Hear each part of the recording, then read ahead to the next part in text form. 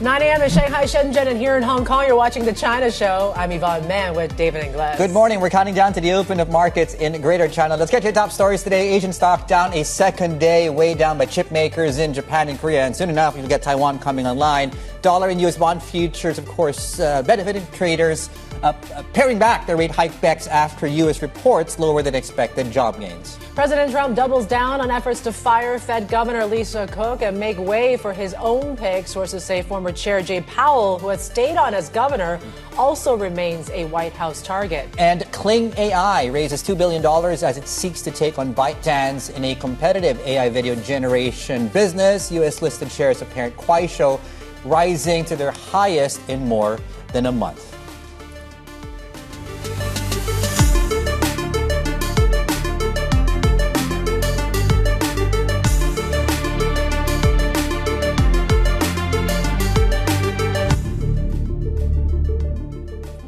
Well, that jobs report came through, and it seems like you would think that investors would be breathing a sigh of relief here. You did see the dollar and then yen recover, dollar falls, EMFX calms down, gold even comes back up. Yep. But we're still seeing the chip stocks getting hammered once again. Yeah, I think it's one of those rare instances where you're getting it's difficult to sort of distill specific drivers. In this case, of course, we were thinking, why is the dollar so on the softer side of things, and might that be down specifically and purely because of the jobs report? But then, of course, going into that jobs report, you had the yen starting to act up, right? But again, all things equal, I think we've seen a paring back a little bit in the dollar, a paring back a little bit in rate hike expectations for July, and not to say, of course, inflation is no longer an issue, but it's certainly from what we've heard this week out of Sintra, you're more on that side than you are on the latter side of things. But all that being said, of course, yes, the jobs report is this. And you are still getting, of course, that pain trade across the chip space today. Yeah, you're not seeing as strong of a labor market as that would justify maybe a July hike, right? I think those expectations have been pared back.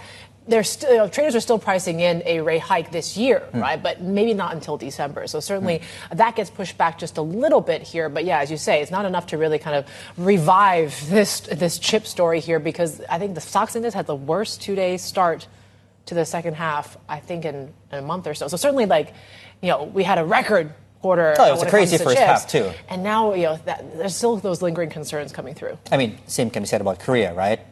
It's a market that in the last 3 weeks is up 25% and is down 25%. That's just in 3 weeks. It's not normal. It's not had a normal year by any stretch of the imagination. All that is to say, as we go into the markets today, let's have a look at where we are, because you do have, of course, dollar yen, which is going to be interesting to see what happens there. And of course, we're still getting more commentary coming through as we speak there. Coming out of Japan. So check out that drop that we had mid-afternoon in Asia, and then followed by that jobs report softening in the dollar. The dollar is also going to show you something similar. In fact, can they look at the dollar? We're back to 2-week lows there on the Bloomberg gauge and the dollar index. And that then takes us into where we are on the opening today across these markets. Let's get it up, guys, if we can. So we have Asia is down a second, going on a third day. You have U.S. bond futures, of course, 4th of July. So just keep that in mind. Some closures, of course, and things are not trading. Asia AI is very much in focus. We talked about this, right? Chips, so Samsung, SK Hynix, Kioxia is coming up, TSMC on your board as well. And, of course, the lead into the China Open today, A50 futures, and it's been quiet, really, as far as the bond space is concerned. And we'll talk more about bonds in a moment. Dollar China on your screen, 6.79 there against the U.S. dollar there. Yep, for more on, of course, that U.S. jobs report and what this means for the Fed, let's go to our Washington and Fed and economy reporter, Andrew Curran. Our markets reporter, Anthony Stevens, is also here in the studio. And I'll start with you. So how weak was this jobs report? Well, it disappointed relative to expectations, number one, Yvonne, much softer than the market was looking for. Number two, there was a big drop in the participation rate. That's not a good sign. It means that people are pulling out of the workforce and giving up looking for a job. Then the third surprise on it was the downward revisions to the previous 2 months. So, on that side of the ledger, it was, a soft jobs number. But on the positive side, coming in above 50,000 is still above the so-called break-even rate here.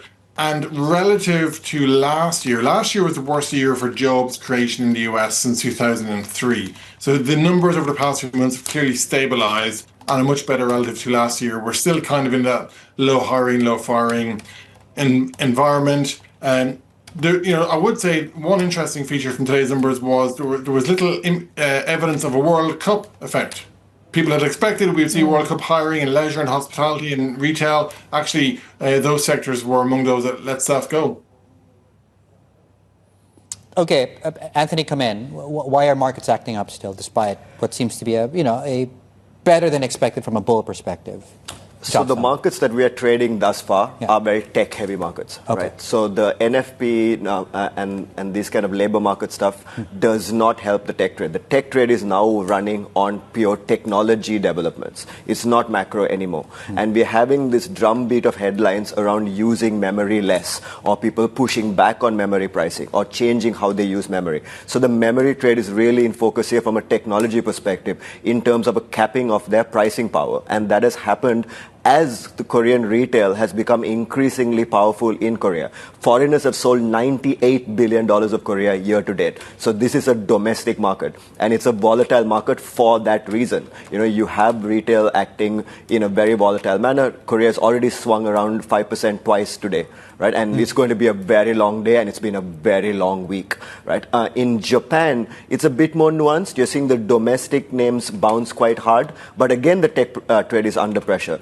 You have all these concerns around SoftBank's investments abroad, all the chip semiconductor, like equipment makers, packaging makers, testing makers. What is the go-forward revenue if people start to spend less on data centers? So it's a really technology-driven debate in the top end of our trading session. In the back end of our trading session, you'd probably see some relief from ASEAN and India on the NFP and the weaker US dollar.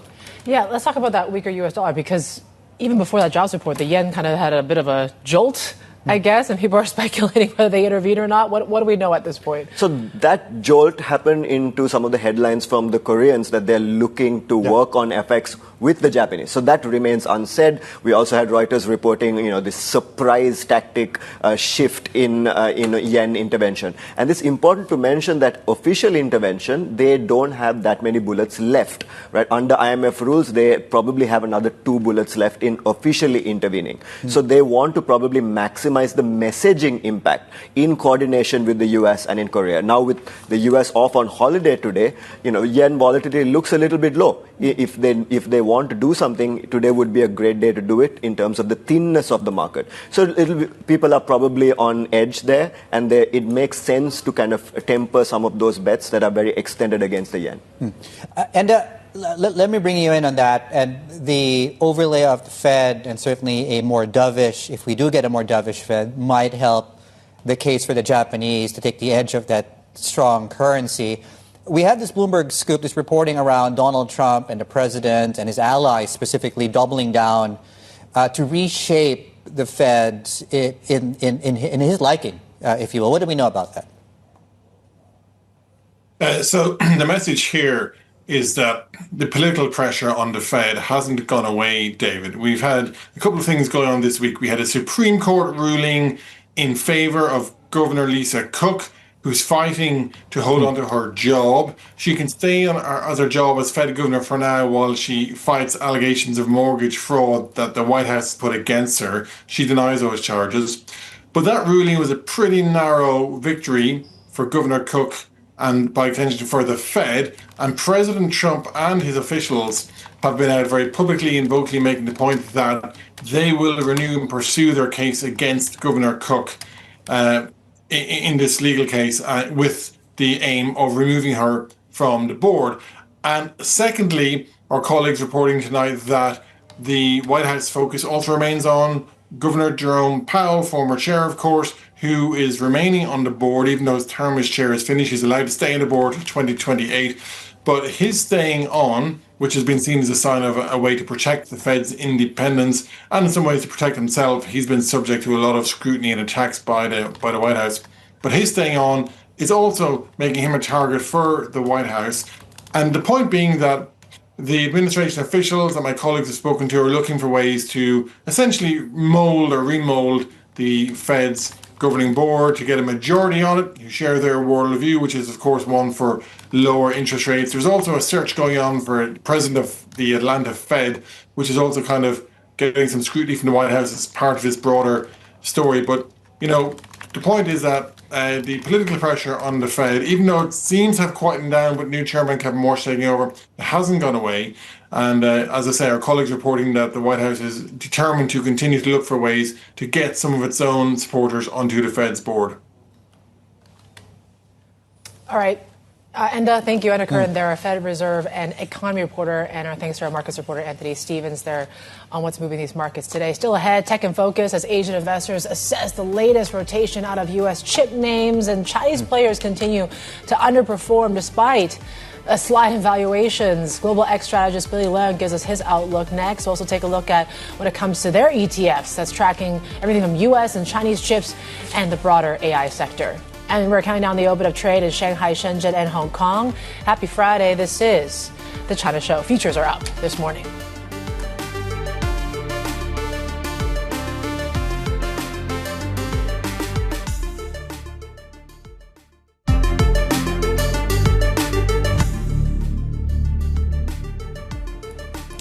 Right. Welcome back. You guys are just in time here to talk about, well, this is interesting because the Japanese are not willing to talk about the yen, but they're commenting on it, if that makes any sense. The finance minister, let me just quote specifically here. So they're refraining from commenting on FX levels. There is no change. They reiterate to their stance on FX policy. They will take action if appropriate, just planting, I guess, the seeds and mentioning, I guess, indirectly that they're watching what's going on here without actually having to use up some of the limited bullets they have on direct intervention. Yes, so it's not much new, but I guess the frequency has increased in terms of some of these verbal sort of warnings or at least the commentary around the yen here. It is moving a little bit right now, and we're back to around 161.17 levels here for dollar yen. So certainly one thing to watch as we get to, of course, as Anthony mentioned, right, it's a long holiday in the U.S., so we'll see how the yen trades here during this Asia session into Europe. But yes, we're also watching when it comes to the tech space. Kuaishou shares indicated higher in Hong Kong. This is after its Kling AI has raised an initial $2 billion in venture capital as it seeks to expand its video AI operations.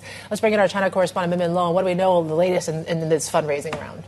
Yes, so Kuaishou has previously indicated it was proposing a restructuring of Kling AI to raise external funds, and it's announced that it's achieved this $2 billion in external fundraising. It's still attracting more investors, and it's placing a cap on at $3 billion. And Jefferies has said that this would potentially boost the valuation of the parent company, Kuaishou, as well. The valuation now of Kling AI ahead of this fundraising was $15 billion, and this is pretty significant considering that this is just a 2-year-old division, and you consider that the parent company's market cap now is just over $20 billion. It's about $24 billion. So very significant for Kling AI, which is an AI video generation app that I think one of its biggest competitors now, it's ByteDance's C-Dance. It also produces these very professional looking videos with a text prompt. But Kling has a first mover advantage. It started about a year earlier than ByteDance, and it has it's just surpassed 100 million global users. And it's one of the few cases where the company has really managed to monetize AI. So we're talking about 650 million yuan in first quarter revenue, which is a 300% gain on year. Are these moves a precursor to an eventual listing? So potentially, according to SEMP, Kuaishou is looking to list Kling AI in Hong Kong within a year. But if you think about it, it is sort of a natural next step just to unlock the value of Kling AI, right? Because if it's still part of the parent company, it would dilute the valuation, and being able to raise funds independently would contribute to its own war chest for R&D and for scaling up as well. And not to mention, it would probably give it a boost when it comes to attracting some of the top AI talents if it can provide more competitive equity incentives, because it wouldn't be dragged down by the parent company, which is still seen as more of a traditional internet platform name. Okay, one to watch as we go into. We'll get to pre-markets in about just 3 minutes and 30 seconds on Kuaishou. There, Min Lo, our China correspondent there. Speaking of tech and Chinese tech and the sell-off really that we've seen across the biggest internet names and platform names has pushed valuations to record lows. In fact, have a look at this chart, MSCI China. This market's at 10, as they say, 10 on PE, forward-looking. Investors, though, don't seem to see this as an opportunity. The recovery remains elusive. You have the sector. Not this chart. We have another chart, guys. Show that, please, if we can. We'll talk about this with Jeannie Yu now. She's with us here on set, our Asia Stocks reporter, and why this valuation opportunity hasn't been pounced on so far. Yeah, I think some of the reasons when we talk to people, it's kind of obvious at the moment. I think one thing is the weak macro in China, which caused the consumer sentiment to be really weak. The second is like investors keep doubting the massive AI ambitions, the AI investments, and how soon those technology companies can get really decent payoff from those investments. I think the third reason is related to fund rotation. I think one of the most popular trades when we talk to people is like many people they chose to long the AI hardware names in the region in Korea and also in Taiwan, and in the same time they use the China internet stock as a funding place for them to chase those trades. So it's more like a long short strategy, and it's really hard to see, those trades to unwind. They need a very, very strong reason for them to unwind. So even though we've seen those record low valuation, it doesn't mean like investors will, pile into those cheaper names just because, those stocks looks relatively cheaper. This is one of the things when we talk to people, like they really, really need one thing, macro environment in China to see meaningful recovery. The second thing is like they get a concrete sense of how those big Chinese tech companies are going to monetize their AI investments. I think in Tencent's case, they're trying to do like a testing to embed their AI agents in their WeChat empire. I think that's one of the key things people are looking. Second thing, I think it's more like the competitiveness of their AI models in the market. Some of the key models in the pipeline include DeepSeek's V4 model in mid-July. I think that's one of the key things people are looking at, like how advanced that can be and which could affect the competition dynamics in the global AI model developers. Yeah. Okay, Jeannie, thank you. Jeannie Yu, there, Asia Stocks reporter, on these record low valuations when it comes to Asia's tech. Tencent certainly being one of them here. Still not enough to entice some investors right now. This popular trade of selling these holdings to really kind of fund AI hardware certainly continues for now. I'm taking a look at when it comes to yen. So we're still hearing from the finance minister here in the last couple of moments here. So she did mention about she's not going to comment on the levels and whatnot, but she says when it came to what she's been talking to allies about, right? So the relationship with the Korea finance minister is extremely good. There were reports that Japan and Korea had talked about some sort of, I guess they did talk about the currency and really finding ways to stabilize both of their respective currencies in ways. U.S. Japan are in close communication on FX. U.S. Japan are always confirming FX, close communication when it comes to FX with the U.S. To talk a little more about what might be contributing to these moves, Dave, which is quite interesting. The FX moves may reflect weak JGB auction and U.S. labor data. So it's interesting. Maybe she's talking about why there's been that spike in the yen. And really what we've been seeing there overnight. It indirectly was not them, I guess, is part of the message here.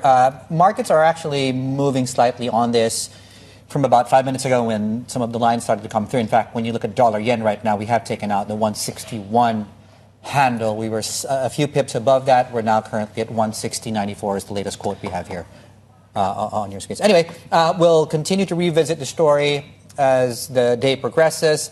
We have lots more coming up on FX markets as we go into the open today across Chinese markets in about 9 minutes from now. We're up 0.8% in the early goings on the Hang Seng Index. A preview of the trading day is just ahead. This is The China Show.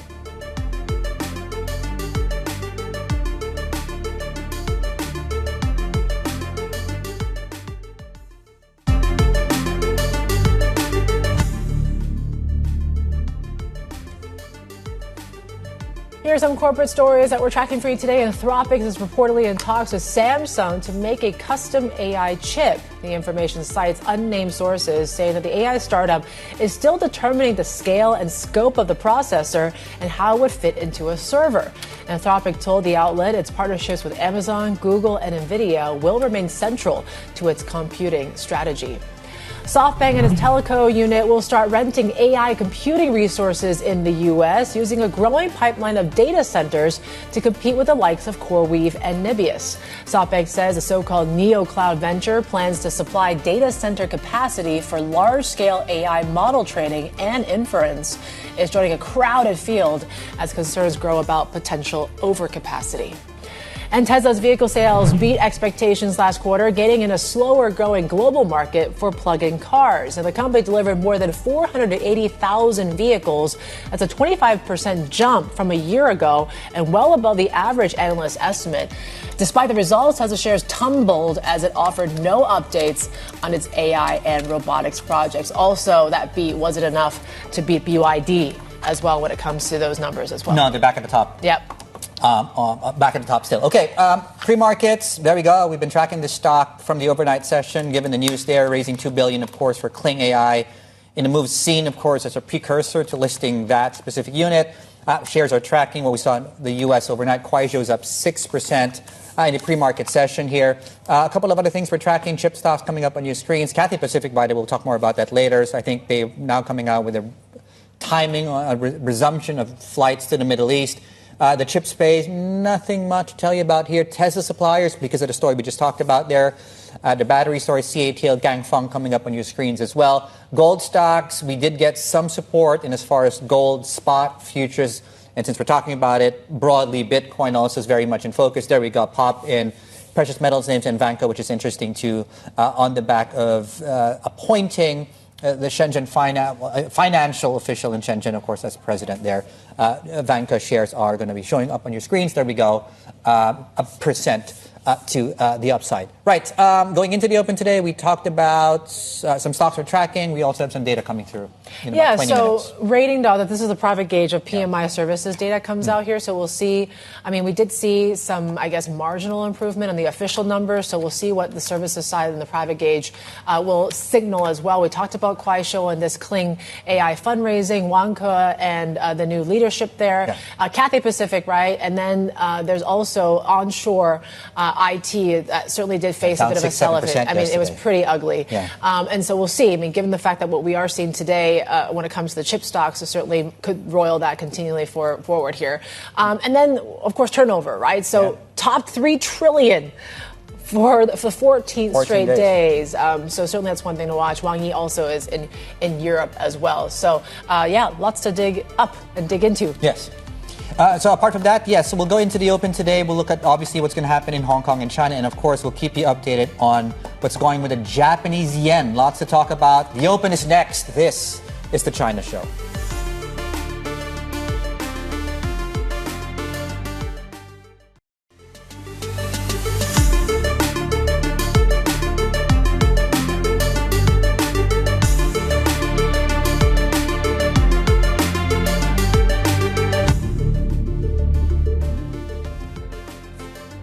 Welcome back. You're watching The China Show. Why don't we talk about Japan first before we look at the open? Because certainly the market headline suggests that is the gravity, the center of gravity across markets at this point in time.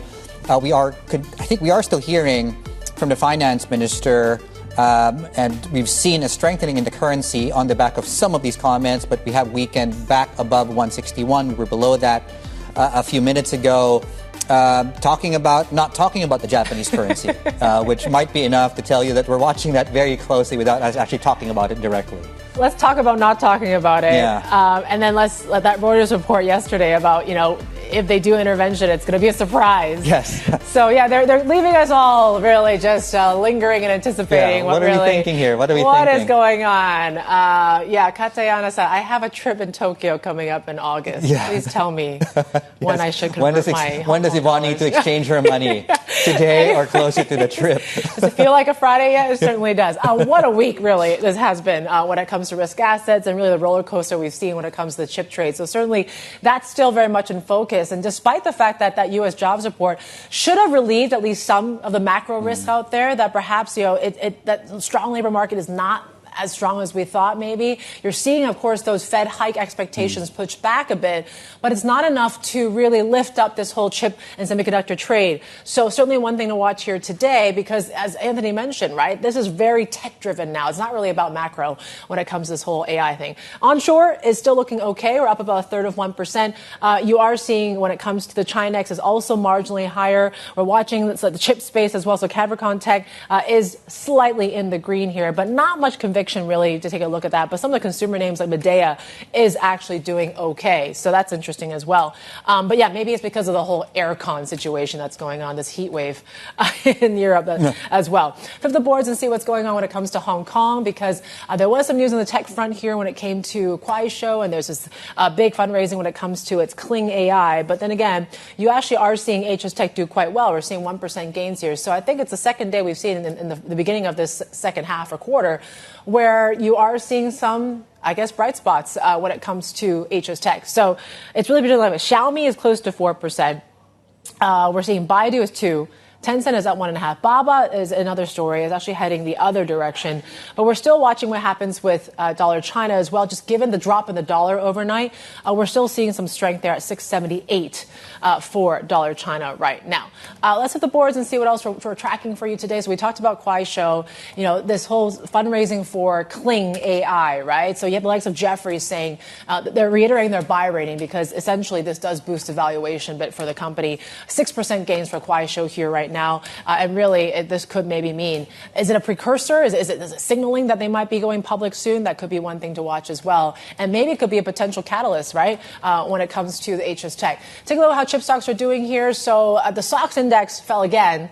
The worst two-day sell-off we've seen in a month or so. And this is coming off of a new quarter, a new half, and after the second quarter, which was a record, right? So is this rotation continuing?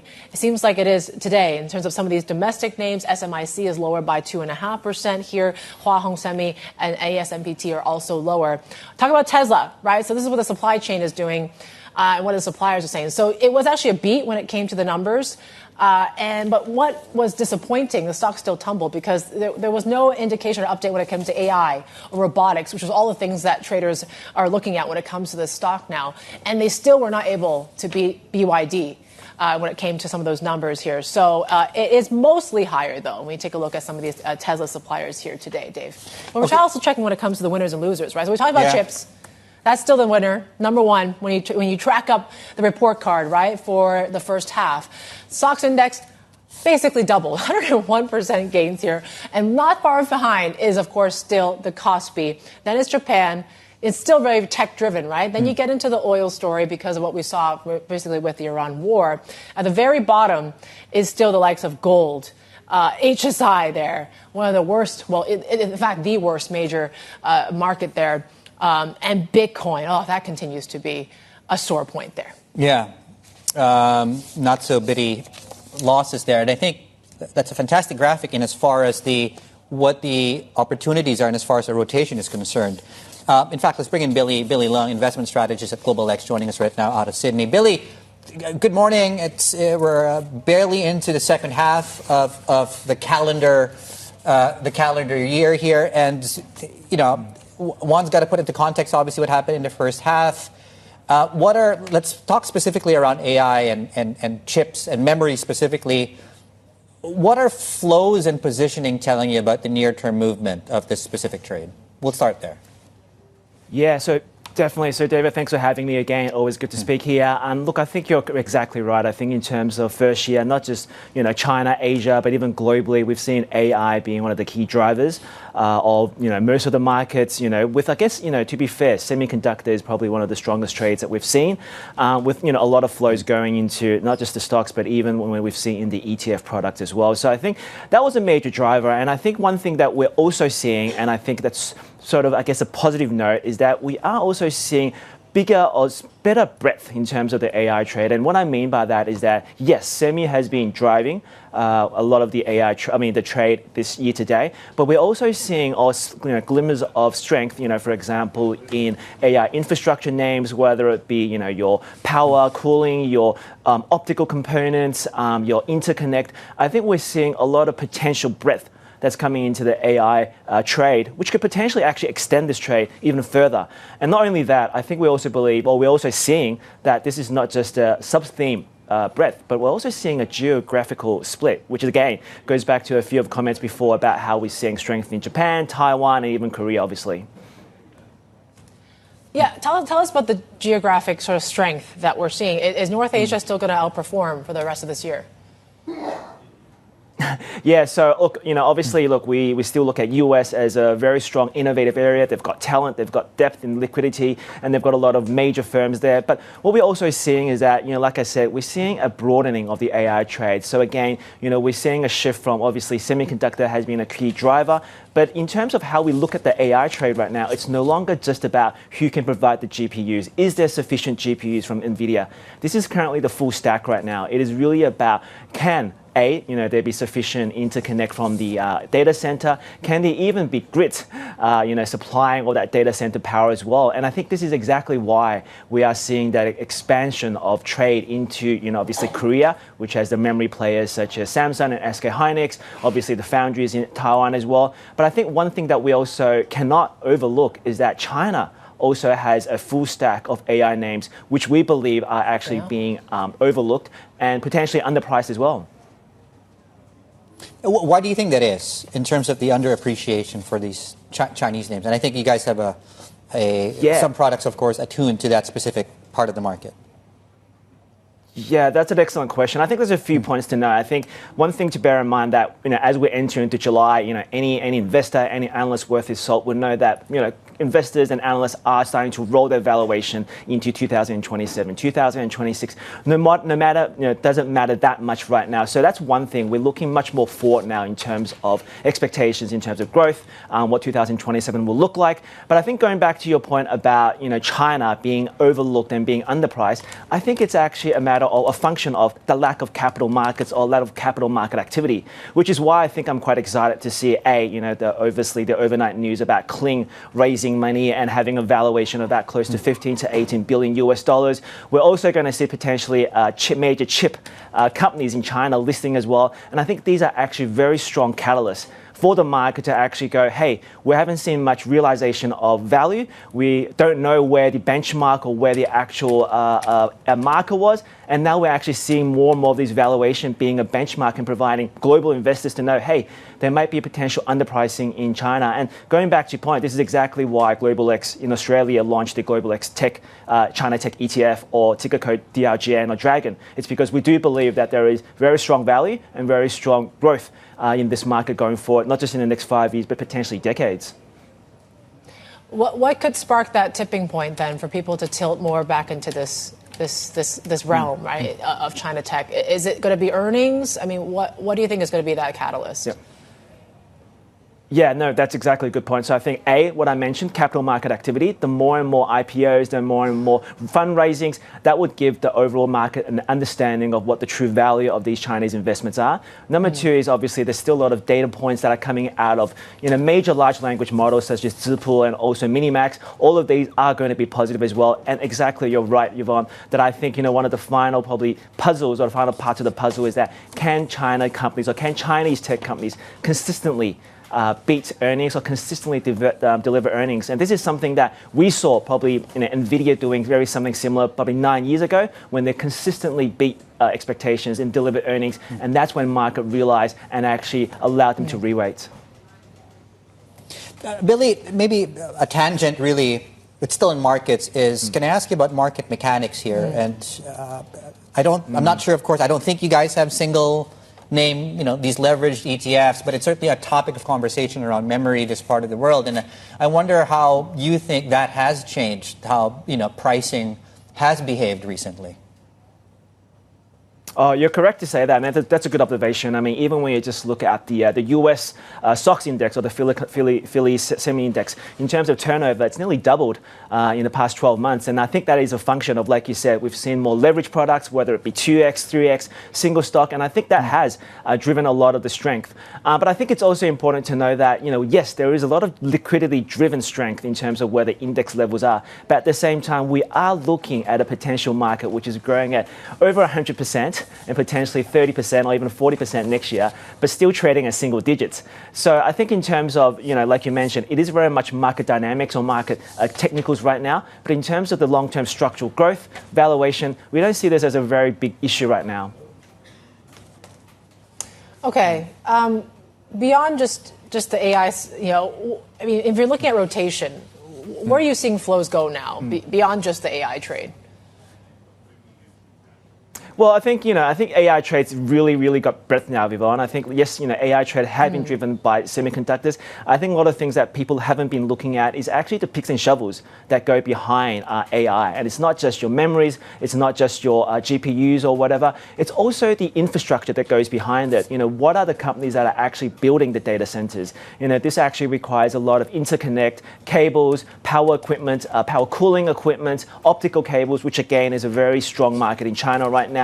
And these are one of the key things that we've been looking at as well, the picks and shovels of who are the winners that's going to come out from this increased hyperscaler spending. And I guess the third sort of layer of things to look at is what are the energy and also commodities that go behind it, or the copper wiring that goes into data center. Again, something that we've been looking at very strongly. And even when you look at the energy, is overall energy going to be powered by renewable resources such as uranium? These are very much the derivatives that we need to look at when we consider the AI trade.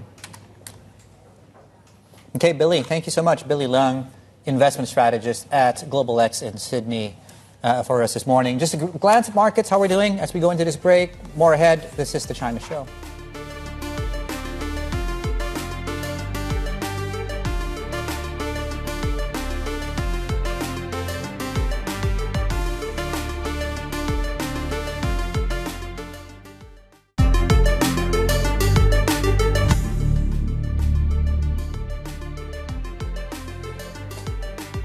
Welcome back. Let's talk about Hong Kong and Hong Kong's role in this AI trade, whether that's trade into markets, which we talk most about, or actual trade. And as you can see, we've run the data, we've had a look at it.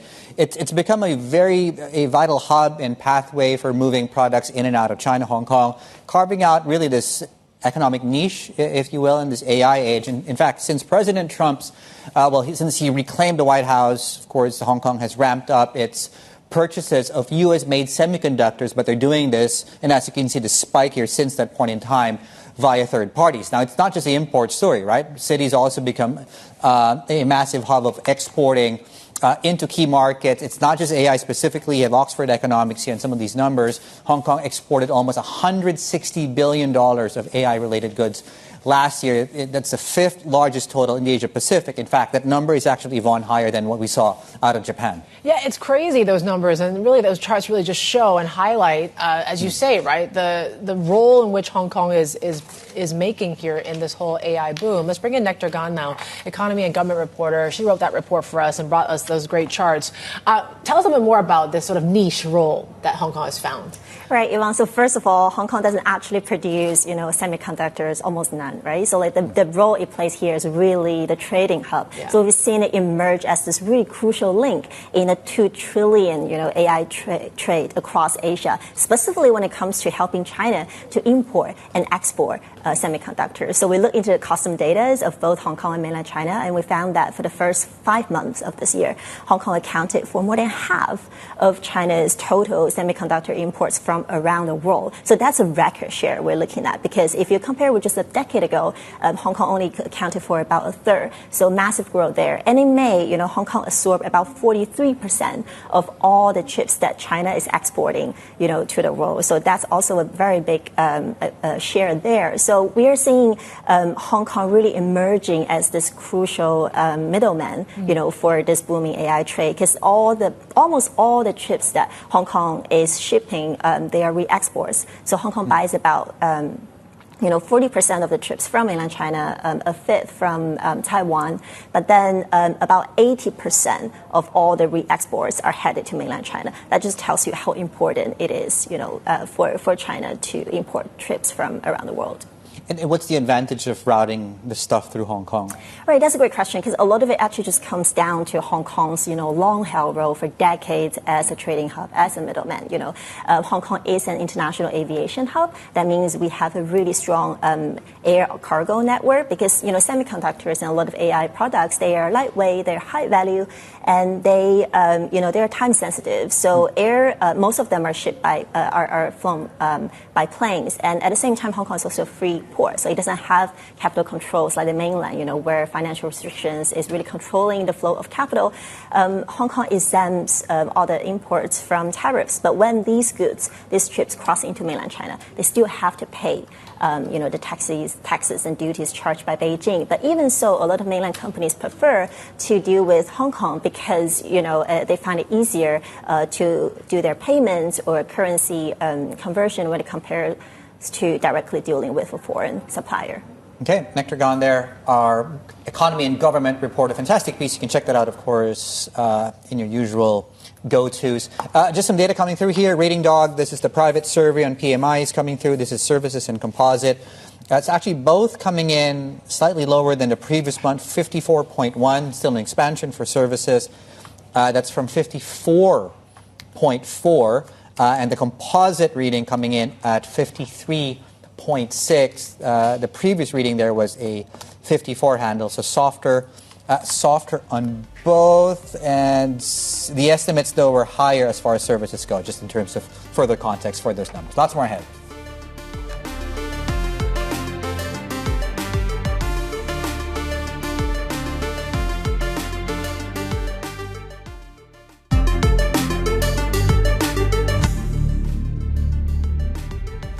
All right. I mean, we could probably look back at this week, I guess, in some ways as a change in the macro picture. Yeah. A couple of milestones, right? So on one, the 2-year yield, actually, can we get the break-even one? Not this one. So the 2-year break-even, that's USBE 02, just for our producers there. Can we get that up, please? Was actually fell below 2% this week for the first time, I think, since 2024, which is the first time, obviously, we've had a sub 2%. It's an indication, obviously, of inflation expectations. That goes into really the change we're seeing as far as the energy inflation story is concerned. We know, of course, this pullback we're seeing in Brent prices. And also this week, dated Brent, physical oil actually fell below 70, also for the first time since the war started. So that's going to be interesting, too. And as far as fixed income is concerned, the MOVE index, which is, of course, expected. Volatility of the benchmark is also back to the lowest since about the war started. So in many ways, it's really been a change of expectations here. Yeah, and you got to wonder, if you're a fixed income trader, is now the time to add or reduce your duration, right? Yes. And I think there was a JPMorgan client survey that came out a few days ago that mentioned that there is now more interest in going long and more bullish positioning when it comes to the long end of the curve now. Yes. So maybe there is signs that peak inflation is behind us. Well, Julio Callegari will be joining us, of course. He heads fixed income in a couple of minutes here to talk us through what they're doing on the buy side and as far as all this information is concerned. Now, speaking of the economy here, White House National Economic Council Director Kevin Hassett is doubling down, in fact, on his call for a Fed rate cut after the softer than expected jobs report. Hassett told Bloomberg that the underlying data points to a strong and healthy U.S. labor market. This one came in a little bit below expectations, but if you lift up the hood, then the basic story that we think is animating the economy right now is that there's a construction boom. It's the biggest construction boom we've ever had, in part because in the Big Beautiful Bill, we allowed people to expense factory construction. The president talks about all the time about all the commitments to onshore U.S. activity, and that's showing up in construction employment, which was up a lot this month. But the factories have to be turned on before the jobs go back up into the 200,000 range. And so I actually have been a little surprised on the upside by the job market because it's been north of 100 quite a bit. And because we don't have a massive inflow of illegal immigration, then that makes the break-even job number a little bit lower. And so I think this is a really strong, healthy job market, and that this was a little bit on the other side of expectation, but the trend over 3 or 4 months is consistent with our view that, again, that we were growing about 3%, and that we're going to have a better second half of the year as those factories turn on the lights. You've been consistent on that, but you've also been consistent on this. You were saying this just a month ago. The Fed is behind the curve. Plenty of room to cut. What you're describing does not sound like an economy that needs a cut. Well, I think that again, what one has to do, and right now, we've got Kevin Warsh there. It's different leadership, and we very much respect the independence of the Fed. I think that Kevin will watch the data and do what he thinks is right, and we'll support him in that. I think that as an abstract principle, going back a month ago on this show or anywhere else I've been speaking, I've been highlighting the fact that the old-fashioned Phillips curve that says if you have growth, you have to raise rates, doesn't apply in situations where there are big positive supply shocks. And so if there's a big positive supply shock, like you have an economy with an apple tree, you plant another apple tree, now you got a lot more apples, the price of apples goes down. And with AI basically increasing productivity of firms all across the country, then that's increasing their output. We're seeing it in real GDP numbers, but not putting upward pressure on prices.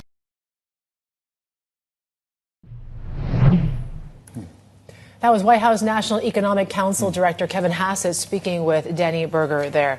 Another check of markets here right now. We're watching, of course, some of these tech losers within the Shanghai CSI 300, right? We're down more than 2%. So that's really kind of led by the likes of Capricorn Tech and the rest here. So day 2 of that. Chinex, though, we are seeing some green and some of the gainers that we're seeing in Shenzhen here in particular. So you continue to see quite a bit of dispersion, right? Yep. Yeah. So Eptolink Tech, that's one of the darlings. To the right. Right, GM Networks is up close to 13. And even HS Tech, right? You actually are seeing some good improvements there, right? Kuaishou, certainly what we heard from about their Kling AI fundraising. Maybe that could be a good catalyst here. And Billy Leung from Global X was saying, right? More fundraising could be good for the sector there. We have plenty more in the next hour. This is Bloomberg.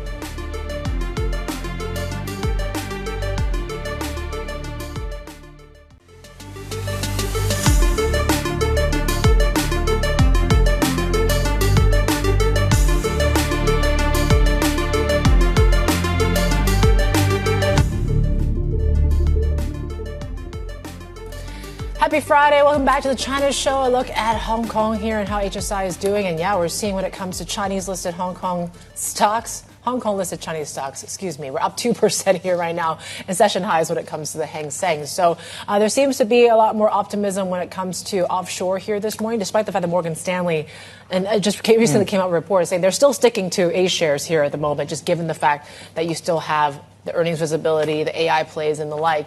But then again, we're kicking off here in the new quarter with a little bit more maybe fresher eyes when it comes to, or I guess a fresh perspective when it comes to some of these losers from last half. In fact, I think, so Morgan Stanley mentioned that, I think Tim Mo from Goldman Sachs joined the earlier shows. Yes. And I think he also mentioned that the preference as far as Greater China is concerned is also still the A-share market, on top, obviously, of elsewhere in the region where you have the likes of Taiwan and Korea. Okay, but obviously we're the catch-up story in Hong Kong. It's been a terrible, Yvonne has mentioned, the worst performing major market year to date is the Hang Seng Index, up 2 days in a row now, and the opposite is true when you look at the CSI 300, where we're still seeing really quite a steep sell-off across the IT space on the CSI 300. Just to pivot very quickly and to mention, we have some data coming through now. I believe we're doing that right now. Are we going to Vietnam? Yeah, what do we do Vietnam? I can see it now on my screens. GDP is out, and quite an exact figure here. 8.39% is the 2Q growth number. Inflation's also coming through. This is for June now. Inflation for June is coming in softer than expected and softer than the previous month at about 4.69%. And of course, this is the market that comes online this hour. Just have a look at it very closely. Let's have a look at the rest of the region, please. Nikkei, topics, the Kospi index, U.S. futures also. Of course, keep in mind it's a holiday in the U.S., so you don't have sort of the full gamut of U.S. assets up and running, cash treasuries, to mention that too. We're looking at, we're doing okay. The Kospi index, wow, we're actually now up. Yeah. That's crazy. That's crazy. But it is the Kospi index, so that's probably normal for this point in time. Asia chips, we're looking at that to the semis. Yeah, Taiwan, though, is actually in the red, which is interesting as well. We have seen, of course, Taiwan and Korea diverge for much of this week. So, yes, right now it is really TSMC dragging that benchmark there. We're lower by 1.5% for TSMC. But Samsung, Kioxia, all doing quite well here today. SMIC, though, is heading the opposite direction. There was that information report saying that Anthropic is said to be in talks with Samsung for a custom AI chip as well. Perhaps that's what's lifting Samsung here this morning as well. But yes, what is going on with dollar yen, Dave? Well, hard to say. Hard to say. So I think context is key, right? So the last 24 hours has actually been quite volatile, right? So I think we saw the biggest move in the currency since April. Started yesterday, mid-afternoon in Asia Pacific. It then went on because of the commentary coming from the Japanese on cooperation with the Koreans. Yeah. And then you had the soft job support that exacerbated the soft dollar move. And then the commentary this morning coming through out of the finance minister, I think just in many, many ways, underscores that this is something they're talking about without directly talking about it, which I guess is a message to markets that markets have listened to briefly because we're now weaker from that point in time. But yes, some of the key takeaways on your screens here on the Japanese currency from the finance minister. Yeah, so I think she's reiterated a lot of things, but at least it has helped in some ways, right? Especially when it came to saying that they're in close contact with the U.S. when it comes to FX policy, and there is speculation that they could. I don't know if they can intervene. I mean, we're getting into a long weekend, certainly in the U.S., so we'll see how kind of volatility is and the like here. But things have cooled down just a bit. But yeah, you got to maybe thank that U.S. jobs report, right? So headline numbers was much weaker than expected, right? And so certainly if you look under the hood, it was a little bit more mixed.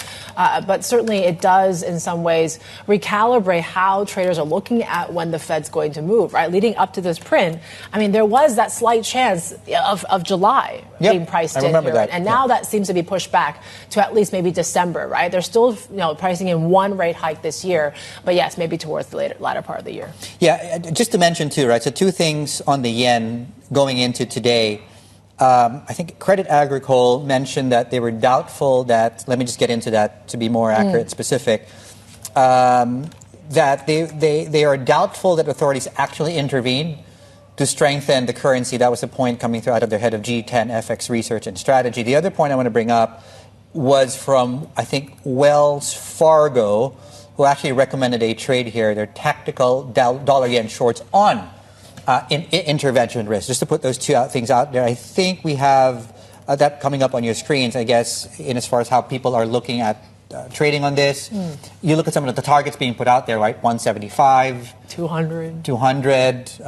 Again, our thoughts and prayers go out to Sherry. It's actually more economical for us to go to Sherry so she can buy us that beer that she owes us every time. Why but not? yes, yeah. It's something that we're attuned to currently, given all the news that's coming through so far out of Japan. Yeah, so certainly that's one thing, and then we're wrapping up a week of a lot of central bank commentary, whether it was what we heard from Sintra and sort of these more kind of dovish comments as well. I think Kevin Hassett also spoke about where the balance of risks are here right now. So certainly there's a lot we've heard. Let's take a listen. Expectations of inflation, they've come down. Inflation risks have come down. But if there were people in household or the business sector and the financial markets who thought that this central bank was going to be comfortable with an inflation objective above 2%, well, I guess they'd be disappointed. Okay, there we go. The Fed chair talking about the reduced risk to inflation. Yes. And of course, you're getting, the oil price also coming down as well. Joining us here on set is Julio Callegari, Asia FX, fixed income, CIO at JPMorgan Asset Management. So it seems like the stars are aligning more and more for fixed income. Well, I mean, you seem convinced or in doubt? Well, I would say that, first of all, thank you for having me again. I would say that at least with the marginal information that we got from payrolls, right, it seems that there's no urgency for the Fed to act, which, as you guys were mentioning before, the idea that the Fed would be hiking in July, it seems very unlikely at this point. because, let's say, wages, the information that we got yesterday is clearly showing that it's gradually slowing. And even though unemployment rate went down, it seems that was largely related to the participation rate. So I think with that in mind, I think the Fed may afford to wait and see for more information before acting. When it comes to inflation, I mean, even the Fed chair said, right, the risks of more pressures, it seems to be moderating a bit. Now that we have oil that's getting back to $70 and the like, I mean, do you think that the long end of the curve is getting a little bit more attractive? I think we're starting to see a bit more bullish positions around the long end. We still think that, particularly for the belly of the curve, 7-10 years, is the part that will benefit the most if, as we believe, in the end there is a gradual slowdown in the economy, nothing remarkable, but something that in the end will not support the idea of hikes, and therefore there is a decent premium in the curve. So I think that's the starting point for the fixed income, which should anchor most of the yield curves across, the borders. So we've established it might be time to fade some of the hawkishness out there. What's undervalued now that former could be the catalyst for? Yeah, so I think, this is the view for the U.S., which is like a pillar for the narrative. But we think that the market will favor a lot of emerging markets where we have a lot of hikes priced in. And actually, it's unlikely that these central banks will deliver as many hikes as it's priced in. So let's say South Korea, we have about 4 hikes priced in. We think that they will probably hike 1 or twice. So we have even more to reprice down versus the Fed in the short end of the curve. Same is true probably for, let's say, Philippines or India. So those are the places in which, on the rates side, we think we should be favoring. How do I look at currencies then? I mean, if the pressure is off to hike not as much as what markets are pricing in, could I see more relief in Asia FX, for example? I think once we get, more clarity about the Fed not hiking is when this is probably going to be, the most favorable moment for Asia FX in particular. So I think on that, a couple of observations are important. First, renminbi is still very well anchored, right? So this is one of the pillars for the region. The second one is that fundamentally it's only getting better and better, even though we don't see that in the actual behavior of, let's say, the Korea won or the Taiwan dollar or the Japanese yen. Truth is that the current account surplus has been growing and growing. Over the last 12 months, you take, the main countries in the region, and we have $1.6 trillion of current account surplus over 12 months. Of AI exports, right? Yeah. Basically, exactly connected to exports, AI-related and tech-related, etc. So the fundamental is really good. What is happening is that the market is still with the tone of U.S. exceptionalism, right? Rates may be higher in U.S., equity is doing super well in U.S., so U.S. attracting a lot of capital. But whenever, this narrative abates, meaning the Fed will not really hike as expected, and perhaps, the equity market in U.S. is not that attractive, so this is what will actually push, the flow back to Asia and support the appreciation of these currencies. What about on the credit side? I think the narrative, the overall narrative in Asia Pacific was a lack of supply in the last few years, and now we're hearing the South Koreans have this massive capex push. Do you think that's about to change because of the AI funding needs now? Probably will not change the relative supply. Okay. Because the supply in U.S. is still growing much faster. Well, yeah. Right? We see this like every day. Exactly. So that's why we remain of the view that on the credit side, on a relative basis, Asia is still attractive because, the supply will be less and growth will be okay. If anything, at the margin with lower oil prices, remember that the narrative 2-3 months ago was, this is really bad for Asia because Asia is a net energy importer, U.S. a net energy exporter. So now, if anything, we're starting to see the opposite, and this should gradually support the region. All right, Julio, it's great to have you. Hope you have a great weekend. Julio Callegari there, Asia Fixed Income CIO at JPMorgan Asset Management. Coming up, we're watching the yen as the Japanese finance minister warns action on the currency could be taken at any time. We have details coming up next. This is Bloomberg.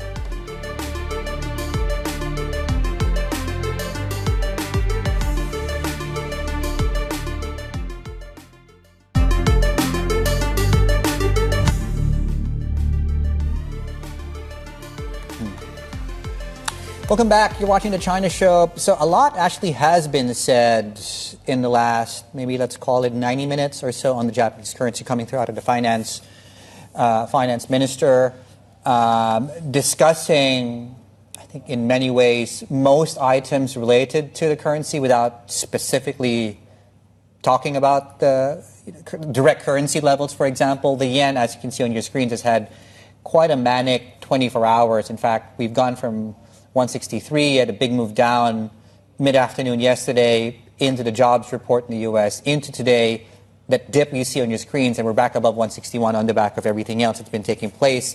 Let's get context now. Let's bring our team, our MLI strategist, Mark Cranfield. He joins us from Singapore. Also there is our opinion columnist, Dan Moss. Mark, I'll start with you. What's driving the strength in the yen today? Actually, it really started yesterday. Of course, first of all, we had that report that the Japanese may use surprise tactics. That wasn't such a big deal. But when the South Korean authorities started to talk about the fact that both them, the Japanese and the US, were all speaking together about currency valuations, then traders really sat up, because that, although they did it in a mild kind of way, that hints at a coordinated move to get the currencies a bit stronger against the US dollar. That's not something that they've fleshed out so far, but clearly that was what moved the market yesterday. That's why dollar yen fell, and we've also seen some strength in the Korean currency as well. So that hint that more countries are looking at these weak currencies is starting to sound as though it's becoming a bit of an international issue. If that's the case, then traders need to pay a lot more attention, because if you get multiple nations coming together to try and change the direction of the currency market, that's a completely different dynamic. Traders are very used to dealing with one country at a time, and it doesn't usually lead to a huge amount of success. But if you're putting together a team of people to change the market, of course, history shows it can be a lot more successful. Yeah, it's almost the Plaza Accord of 40 years ago, but just a different set of members at that table. Mark, so is the bar higher, at least for direct intervention, following what we saw this year from the Japanese? Is the key question I have right now on the Japanese side specifically, Mark. I don't think the bar is especially high. They know there's these IMF rules where they can only intervene by a certain number of times in 3 days, but it doesn't stop them from intervening at all. They've got plenty of money to be able to do so if they want to. It's just a question of getting the right timing to catch the market unaware. They've been quite good at intervening in London hours or New York time to try and catch the market out. They may do more of that. But the bottom line is that if they genuinely want to change the direction of the yen, they have to get monetary policy and intervention on the same page at the same time. But of course, we saw that in 2024. It caused a big fallout in the equity market. They don't seem to want a repeat of that. So for the time being, foreign exchange traders are not convinced that the Japanese authorities really want to do that much about the yen. They want to slow it down from time to time, but they seem to be fairly content with having a slightly undervalued currency that helps their equity market to some degree, helps their exporters. And when other people in Asia especially have also got weak currencies, you're playing the same game. So it's not as if Japan really stands out too much. So there you are. The traders need to see the Bank of Japan do its part as well. It's not just about intervening. Dan, you wrote a column this week about fighting yen psychology is a losing game. You're arguing that there is reason for the BOJ to stay on the sidelines. Why? Well, I want to pick up on Mark's point about tactical versus strategic. It feels like we've been on intervention watch for 2 or 3 weeks, and yet it hasn't happened. And there's a pretty sound reason why Japan may want to hold its fire. This is not just a yen story. It's more than just a yen and a Korean won story. Since Kevin Warsh's press conference after his first FOMC meeting, we have seen a repricing and a rethinking of the dollar's trajectory across the board.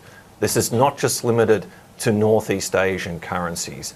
He has been a lot more hawkish and a lot more forthright about fighting inflation first than people gave him credit for before he ascended to the job.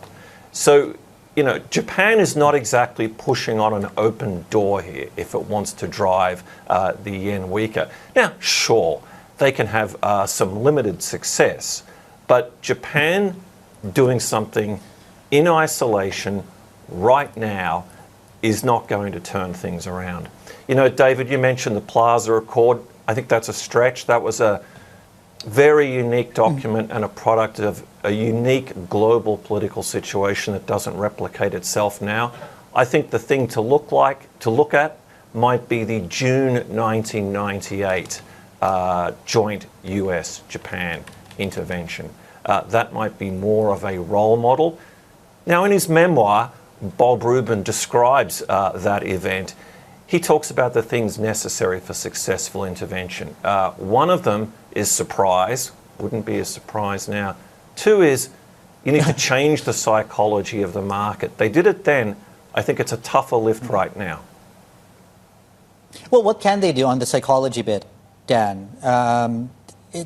Just to move, to move the needle on these expectations that it's going to be a weak Japanese yen forever. And the backdrop there is quite funny and counterintuitive. We were waiting for Japan to raise interest rates forever, and when they did, the yen went the opposite way. You know, David, that's a great point, and I don't think it gets enough emphasis. You know, if you go back to 2024, when Japan ended the negative interest rate policy and moved the benchmark rate up, I think it was 0.2%, just to be in positive territory. Since then, they've lifted it to 1%. For much of that period of time, people thought the problem lay in the interest rate gap. Well, here we are.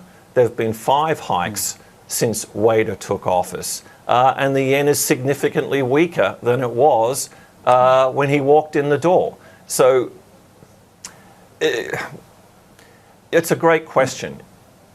It used to be easy to sheet this home to interest rates. I'm not quite so sure.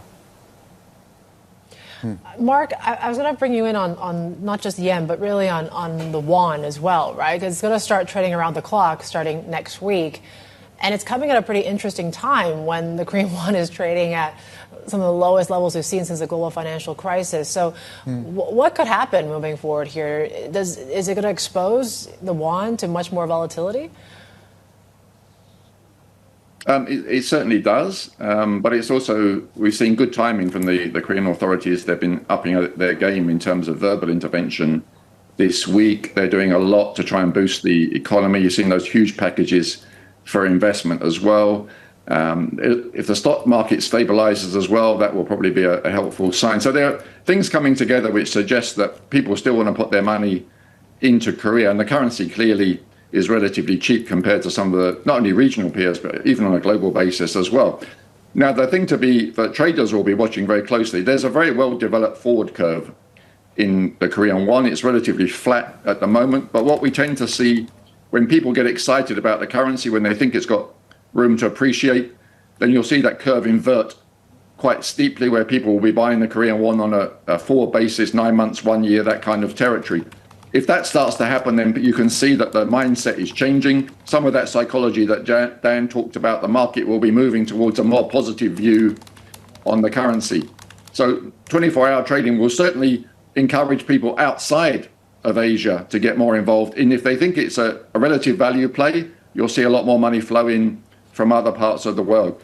So you've got a Bank of Korea meeting coming up. They're due really to raise interest rates. All the data is suggesting they should. And maybe there'll be more than one hike. So that will also feed into the yen, the won psychology as well. So there are certainly good reasons why this 24-hour trading is coming at a pretty good time. You've got a currency which looks globally relatively cheap and a lot more attention on the upside for the Korean economy as well. So all in all, it's probably a good thing for the Korean won. All right. Our team there, Mark, thank you. Mark Cranfield, MLI columnist as well. MLI strategist, I should say, also our opinion columnist, Daniel Moss, joining us both out of Singapore here today. Coming up, it started off with Meta. Now we're hearing a little bit more from SoftBank, joining the crowded field of cloud services with plans to rent AI computing resources to U.S. companies. More on the so-called neo-cloud venture later on. This is Bloomberg.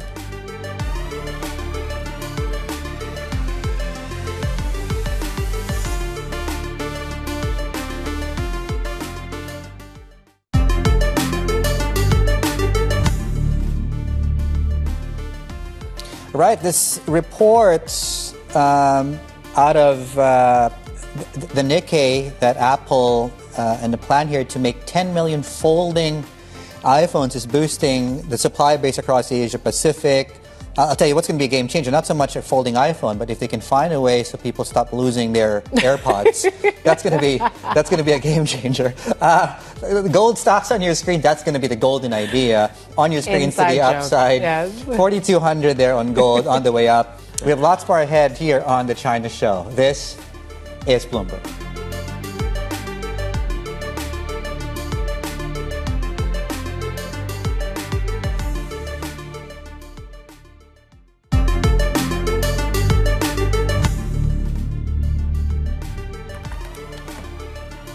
All right, 11:29 a.m. in Tokyo. Yen traders, hats off to you guys. We'll see what happens over the weekend. But yes, a lot of commentary coming through here in the last hour and a half or so here. You heard from the finance minister, Katayama, repeating that they're ready to take action on the yen. They've been in touch with the U.S. So more speculation that there could be some sort of coordinated response, right? Is it going to work? Is it going to happen? Still lingering questions out there. 160-116. We're holding on to some of the gains that we saw since yesterday here.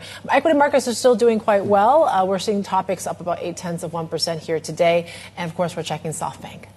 Yes, and we're down about 3.5% as we go into that lunch break over in Tokyo. The news here is the company and its telco unit are actually preparing to rent. Ooh, sounds like an emerging theme here.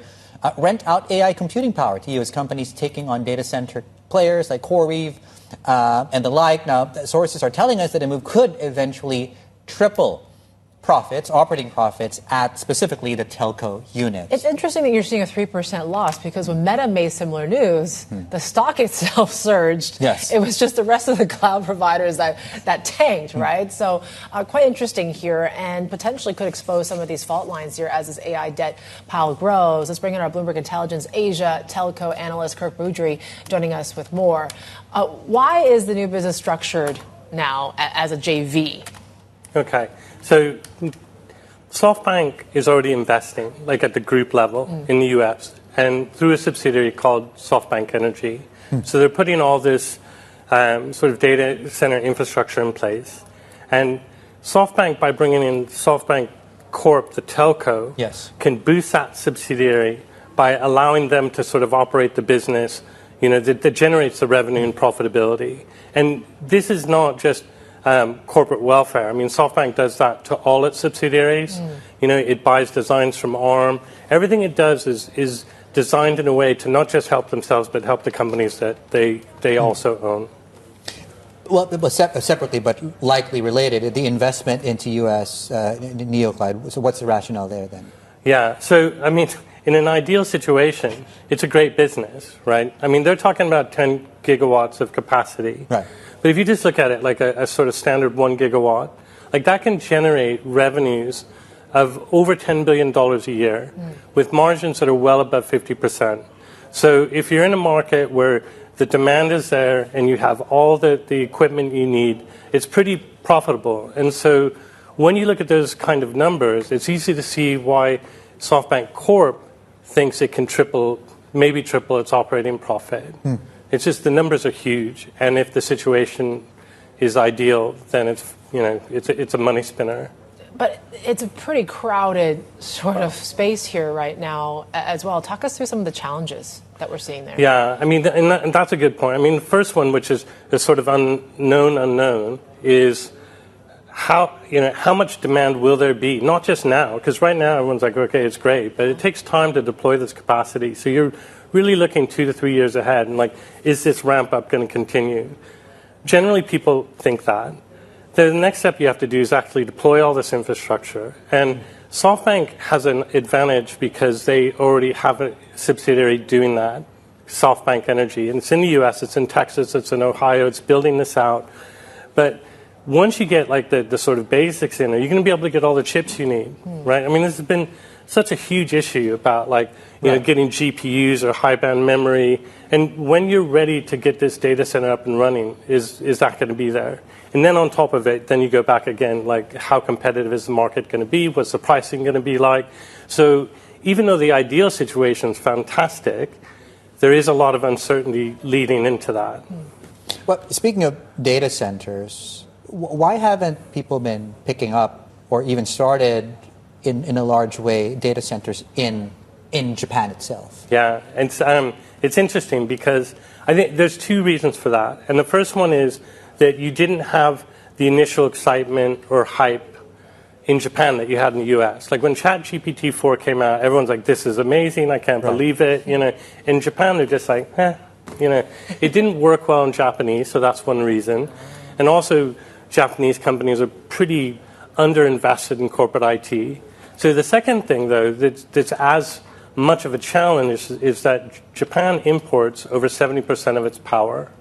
So when you're talking about incremental increases in energy demand, that means that you're going to have to import it, and it's very expensive. So there is, you know, much more of a focus on making do with what's available. Now, having said all that, over the last 2 or 3 months, we've seen an absolute surge, not just in Japan but in Asia. But Japan is, you know, what I'm focused on in terms of investment. So Blackstone's talking about $30 billion, Microsoft's talking $10 billion, NTT's talking about investing. And even with this last press release or discussions or announcement from SoftBank, they're saying we'll start doing gigawatt scale investing in Japan. It's the first time they've ever said that. So there hasn't been much, but I think now investors are looking at it and going, maybe Japan's also a market we can make money. I mean, things do take time in Japan, I think is a accurate understatement. Anyway, okay, that's a different topic. Kurt, fantastic. Thank you so much. Kurt Boudry there, Bloomberg Intelligence Asia telco analyst. Speaking of Japan, but isn't moving very slowly, Kioxia, which was down double digits, is now up 7% at the break. So this is a 22% swing from the lows of the session into where we are currently at the lunch break here. Okay, we got some news when it comes to China here too. So when it comes to its e-cigarette policy, so looks like they're revising the policy to ensure orderly development. We're trying to get a little bit more context here what this means, but the statement did come through in the last couple seconds here from the tobacco agency in China. But Smore, of course, this is one that's listed in Hong Kong, Shenzhen-based. Some of these e-cigarette companies seem to be moving on that news here. We're up about 5% for that stock. Yeah. The description here in the Bloomberg terminal of Smore describes it as one that offers vaping technology solutions. There we go on the company. Okay, we'll leave that there for now. Stock is obviously moving on the back of this. We'll clarify and obviously get you more details once we have a fuller understanding of this shift here.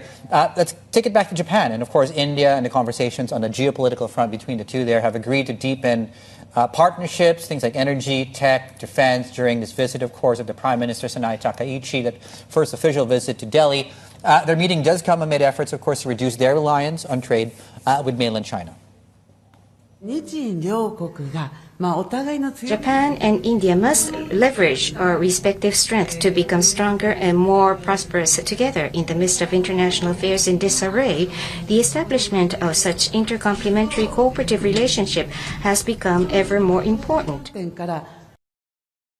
Bharat और Japan दोनों both India and Japan understand the importance of economic security and energy security very well, and therefore we have prepared a joint roadmap today for economic security. This will enable us to strengthen supply chain resilience to strategic sectors such as semiconductors, quantum technologies, and advanced materials.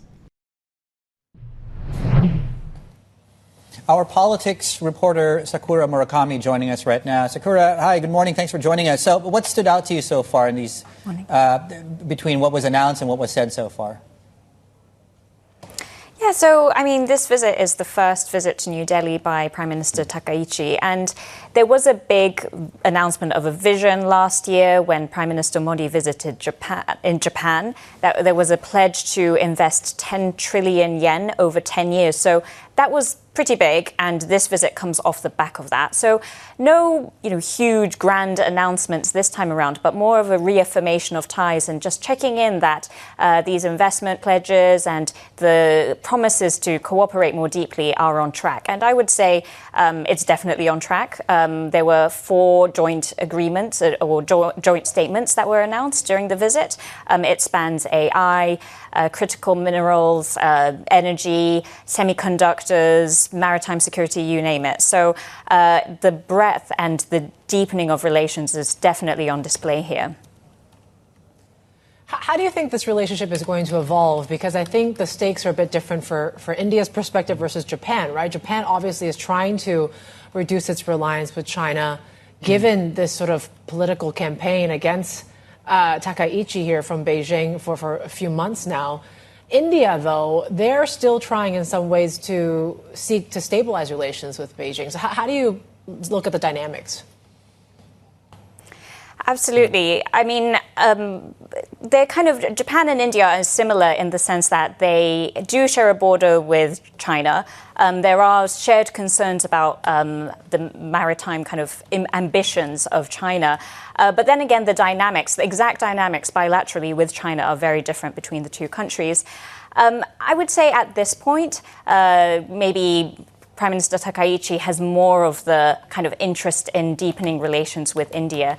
I spoke to one expert who also saw it as, India is one of the countries that can actually stand up to China, who can actually counter China's growing influence. And there's a lot in it for Japan in terms of building relations with India in that respect. And you can see that in the deepening cooperation in defense. There are joint naval exercises that are going on.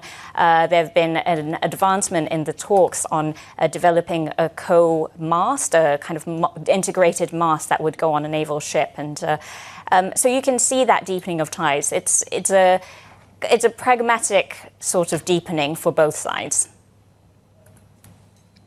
Sakura, thank you. Sakura Murakami there, a politics reporter joining us out of Tokyo.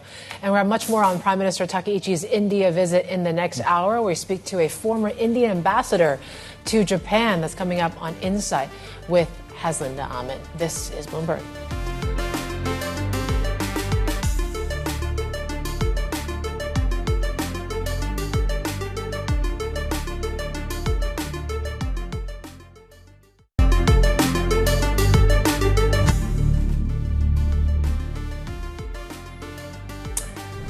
Well, we're going to play Spot the Difference today, Dave. Take a look at these 2 pictures out there here. 2 logos. You see the differences, similarities? Well, Louis Vuitton sure does. So did a court in China as well, which has reportedly awarded the French luxury brand $1.5 million for trademark infringement by Chinese milk tea chain Molly Tea. All right, let's bring in Min Min Lo, our China correspondent.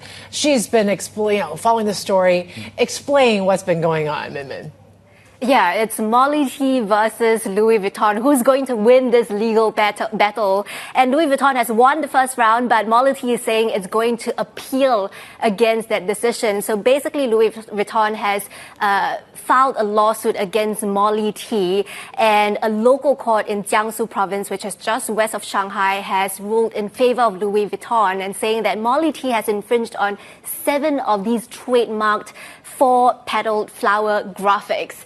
And the question here is whether or not Molly T acted in bad faith, because it turns out that Molly T had applied for several trademark applications of various of these 4-petaled flower motifs, and none of them got approved except for one that contains the Chinese characters of Molly T, which says Mo Li Nai Bai. And yet, why did the company go ahead to use this logo? So now the company has to pay LV 10 million yuan in economic damages, as well as 300,000 yuan for its legal fees. And on top of that, it has some 2,000 stores in China, and they all have to stop using this logo. So it's a pretty big deal for the company.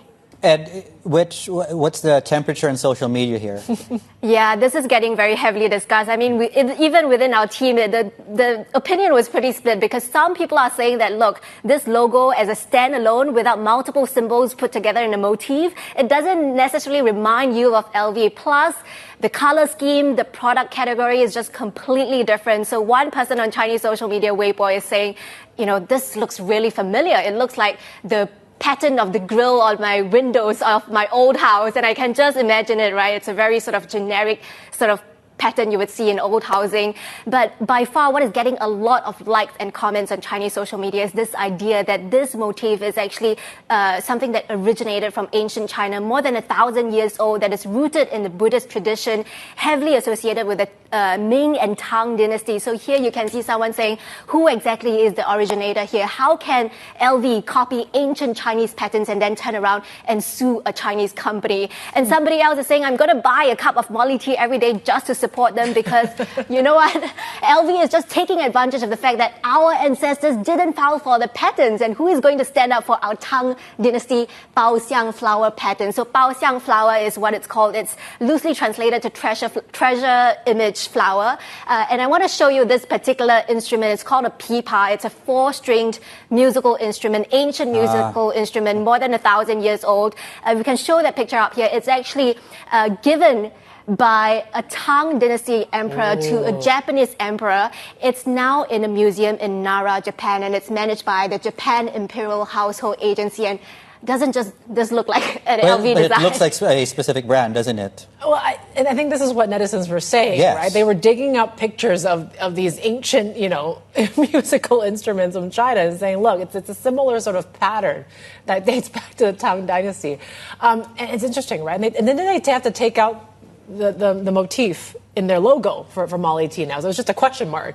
Yeah, right? and Yvonne, I've actually passed by the store many times, and it sort of has this like pink, pastel-colored vibe. It feels very like feminine and it's not brown. soft. Yeah, it doesn't make me think of LV, which has that imposing luxury look. In fact, what it made me think of is the Molly Cafe in Port Mat at the theme park in Beijing. But again, these are two completely different companies. Wow. But in terms of vibe, I don't know. It feels like more like Port Mat than LV. Interesting. It really doesn't look. LV doesn't come to mind when you look at that on its own. But when you put it side by side, there's just then a you concern about whether or not LV has endorsed or collaborated with this company. That's the concern. That would be a very strange collab, though. You know what it reminds me of, though? What? When it came up first, right? You know those IQ tests where you pattern recognition and you try to figure out what the next next one is? It's very similar to what we failed at miserably. One of the comments on Weibo actually said, "Isn't this the flower pattern I used to cut in my papers in my art and craft class all the time?" All right. Yes. You decide, right? We're not going to make any sort of decisions here. All right. Mimilo, thank you. China really correspondent here. Great story there. That's really been trending on social media here. But yeah, it seems like for now, LV has won. All right, you can rewatch, of course, all that happens here on the China Show on our Bloomberg Video Hub. Subscribers can explore live streaming, plus all our news and interviews there. Check it out at bloomberg.com/videos.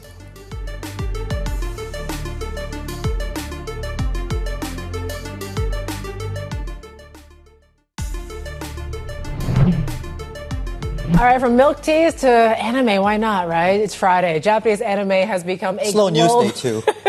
A global entertainment powerhouse, attracting fans worldwide and billions of dollars in investment. Now, publishers are enlisting the country's trading houses to help tap an estimated $13 billion global market for licensed merchandise. Let's bring in Sherry An. She's got more on this.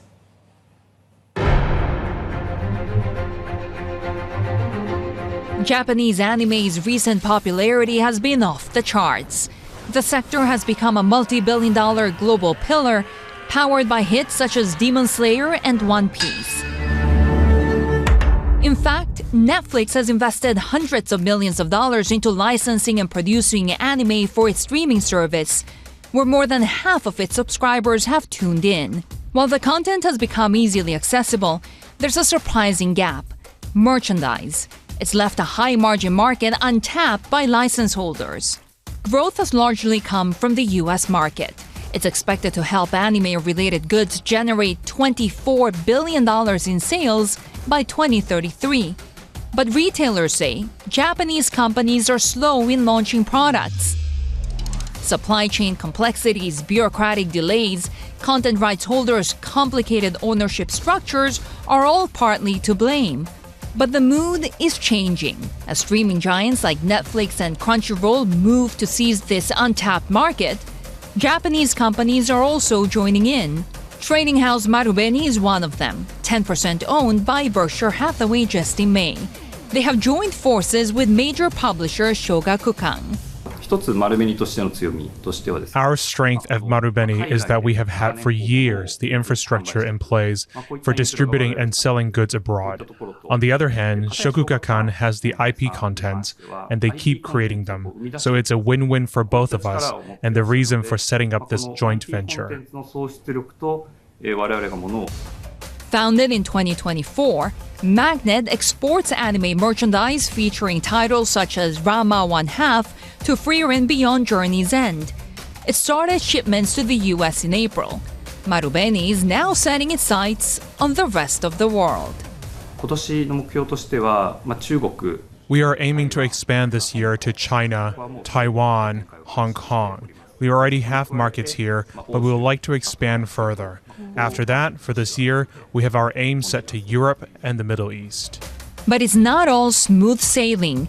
Evergreen titles such as Dragon Ball used to be enough to capture the zeitgeist, but now consumer tastes are growing increasingly niche. And with limited official licensed products, knockoffs remain popular. Pirated goods are obviously a concern, especially with the increased use of AI. To fight the spread, we are trying to speed up the approval of official goods that will hopefully override the pirated ones. Still, Marubeni is betting that demand for anime merchandise will continue to grow, and it's positioning itself to meet the hype. Sherry An, Bloomberg, Tokyo. I wonder if Sherry An is a fan of anime. I'm not sure. Let's just say she is. You might want to check out her newsletter, though. That's certainly one thing where you can find out a lot more trend stories of people shaping Japan. Stay tuned for the upcoming monthly newsletter, Tokyo Dispatch. Subscribe by now. Sherry, launching on July 6th. Subscribers can sign up on Bloomberg.com/newsletters. All right, we're going to do, it's Friday. Let's talk about what's happening next week, right? Why not? So we got inflation numbers coming out from China. I think credit data is supposed to be due. Then you got inflation numbers coming out of Southeast Asia and some parts as well. So there's still a lot on tap, really, when it comes to inflation and central bank front. Yeah, and I think the likely context will be the comments coming through out of the Fed chair this week on risks to inflation not being as pronounced as they were a couple of weeks ago. And I think our guest early on really hit the nail on the head when potentially the big trade here is if central banks are actually even close or even done hiking interest rates as far as EMH is concerned. Just keep that in mind. I just want to, I heard there's live pictures out of Madison Square Garden right now. Can we please show it? Do we have? Because all eyes will be the Knicks are done. The Knicks are done. It's time for Taylor Swift to get married, right? There's so much speculation about this wedding. Who's invited? I think there was the reception dinner yesterday and all these celebrities were there and but security is very tight, I hear. When is it going to be? It's this weekend. I think it's this weekend. There you go. Oh! All right. it's almost like the royal wedding, really. But yes, we're watching very closely, right? Tinted SUVs, tell you everything you know. Who's going to be there? I think there's a lot of secrecy about the theme and the dress code. And so, yeah, what is she going to wear, too? Well, anyways, we know two people who are going to be there for sure, right? Who? Well, me and you? Oh, those two. Yeah. The groom and the bride. Yes. Yeah. Happy Friday. We'll see you all on Monday. Have a good weekend.